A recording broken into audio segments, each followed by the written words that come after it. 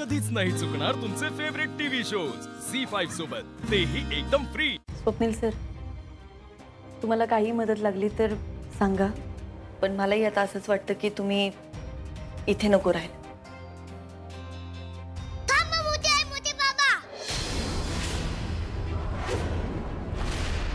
तुम्ही कुठेही जाणार नाही, मला तुम्ही सोबत हवे आहात। अमोल बाळा, मला आता हट्ट नकोय बरं का। अमोल, हे बघ, तुला काही गोष्टी नाही कळत, तू थांब जरा। मा, मला असं वाटतं की आपण माफ करायला हवं। तूच मला सांगतेस ना, माफ केलं की आपण मोठे होतो। अरे पण किती वेळेला माफ करायचं? आपण माफ नाही का केलं, त्यानंतर पण चुका केल्याच ना त्यांनी। अमोल बाळा, मा आणि बाबा बोलतायत ना, त्यांचं ऐकावं। मला काही कळत नाही बापू, हे माझे काका आणि काकी आहेत, मग त्यांना आपण अजून एकदा माफ नाही का करू शकत? अमोल, कारण ह्यावेळी त्यांनी तुझ्या जीवाची खेळ केलाय बाळा। दिप्या, बास झालात। त्यांच्याविषयी बोलून मला अमोलच्या मनात विष नाही भरायचं। अमोल, तुला एकदा सांगितलं ना, ते दोघं जण इथे नाही राहू शकत। अपर्णा, मला माहिती आहे मी खूप चुकलीये, खरंच मी खूप चुकलीये, पण ना मला आता बाकी काही नको। खरंच मला फक्त आता अमोल आणि आपल्या कुटुंबाबरोबर राहायचे। अरे एवढं सोपं राहिलेलं नाही स्वप्नील, सांग तिला। कुटुंब काय असं एका दिवसात मिळत नसतं, त्यासाठी एकमेकाला जीव लावावा लागतो। मामांजी, मी तुम्हाला वचन देते, मी सगळ्यांची काळजी घेईन, सगळ्यांवर प्रेम करेन। मा, बाबा, काकी बोलते ना की ती सगळ्यांची काळजी घे म्हणून। अमोल बाळा, काही गोष्टी तुला नाहीत कळत, तुझा माझ्यावर विश्वास आहे ना? हो बाबा। मग ऐक माझं, आत्ता आपण काका काकीला घरात नाही ठेवू शकत। हो बाळा, प्लीज ऐक आमचं। अगं माफ केलं तर माणूस मोठा होतो, असं म्हणतेस ना तू। अमोल, प्लीज ऐक म्हणते मी तुला। अमोल, आजपर्यंत तू सांगितलेलं मी सगळं ऐकत आलोय की नाही, मग आता तू माझं ऐक। आता आपल्याला रुपालीताई घरात नको आहेत। मा, बाबा, तुम्ही माझं ऐकणार नाही का? या वेळेला नाही ऐकणार बाळा। म्हणजे तुम्ही तुमचं प्रॉमिस मोडताय? प्रॉमिस? हो, बाबा आणि तू मला सांगितलं होतं ना की तुमच्या सगळ्या इच्छा पूर्ण करेल म्हणून। अरे अमोल बाळा, प्रॉमिस केलं होतं आणि तुझ्या भल्यासाठी जे चांगलं ना ते आम्ही करू, पण हे काका आणि काकी इकडे राहणार आहेत, मग त्यामध्ये काय वाटतंय? अरे अमोल बाळा, तू जरा ऐक ना थोडं।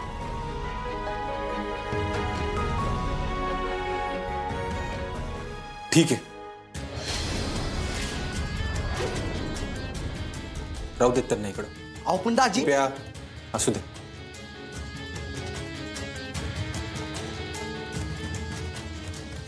माझ्या मुलाच्या शब्दासाठी शेवटचा धोका पत्करतो आता मी। भाऊजी, तुम्ही काहीच काळजी करू नका, मी माझ्याबद्दलची जी मतं आहेत ना सगळ्यांची, ती नक्की बदलून दाखवेन।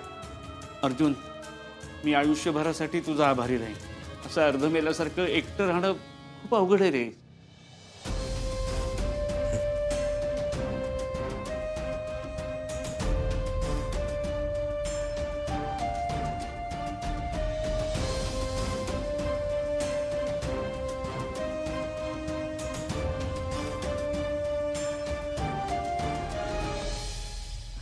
रुपालीताई, तुम्ही काही काळजी करू नका, चला मी तुमची खोली दाखवते।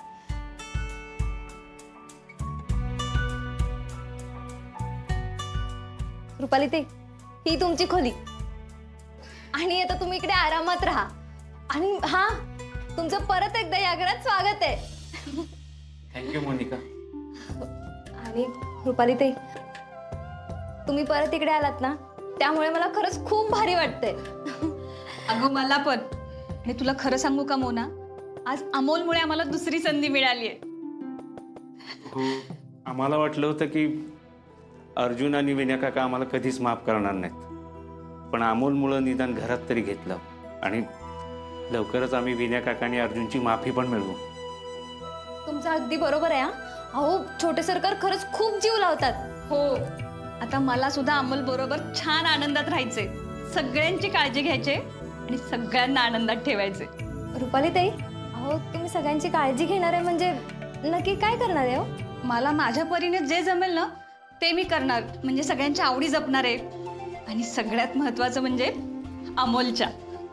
वा रुपाली, आणि आपण दोघे मिळून सगळ्यांना खुश ठेवण्याचा प्रयत्न करूया. हो, आता मला आपल्या आयुष्यात कसलाच त्रास नको. ठीक आहे रुपाली ताई, आता आपण सगळ्यांची मनापासून काळजी घेऊयात. यस मम्मा, आपण काची घेऊयात आणि मोदक खाऊयात आणि व्यायाम पण करूयात. बघ किती काम आहे बघ आपल्याला. पण अमोल, व्यायाम?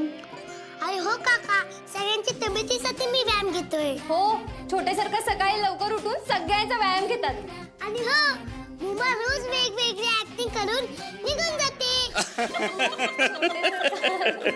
मुमा, आता उद्यापासून तू पण नीट व्यायाम करायचा सा. आणि काका, काकी, तुम्ही पण पाहिजेत मला. हो, तू व्यायाम घेणार, हा. मग मी व्यायाम करणार. मी पण.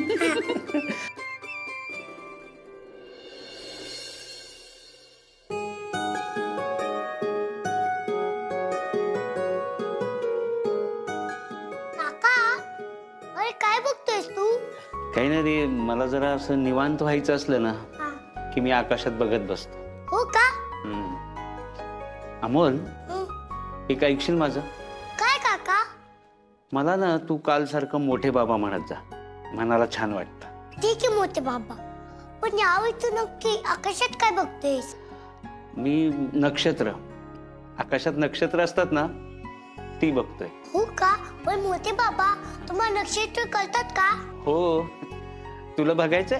हो. हं, हे बघ, हे बघ माझ्या बोटाकडे बघ. ते हे ते हा, ते आहे ना, ते मृग नक्षत्र आहे. मृग म्हणजे हरिण. ते जे नक्षत्र आहे ना, ते नक्षत्र हरणाच्या डोक्यासारखं दिसतं. मोठे बाबा, तुम्ही मला अशाच नवीन नवीन गोष्टी दाखवत जा. हा, दाखवणार ना. थँक्यू मोठे बाबा.